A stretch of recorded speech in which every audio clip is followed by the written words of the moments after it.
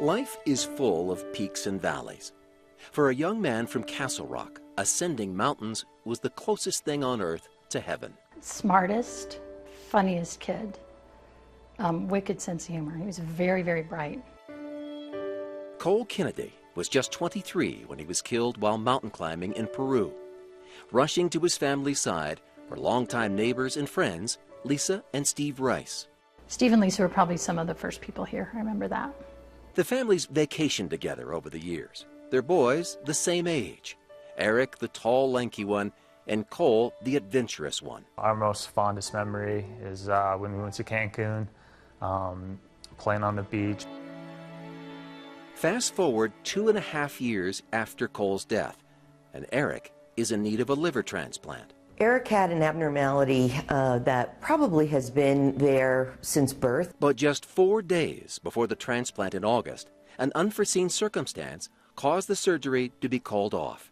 The Rice family was devastated. But their friend, Cole's mom, Karen Kennedy, had an idea. I was like at the lowest low, and then Karen comes in and saves the day. Karen is a registered nurse who has seen a lot of sick people in her time.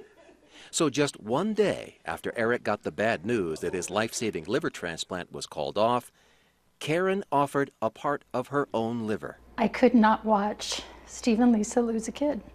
I couldn't. 47 tests later, Karen proved to be something no one in the Rice family could be, the perfect liver match for Eric. We would ask her about it and say, Karen, are you sure about this? There was no turning her down. I mean, she just was not going to take no from anyone. Karen and her husband Jim talked about the decision, but they never hesitated. He said, what would you do to get Cole back?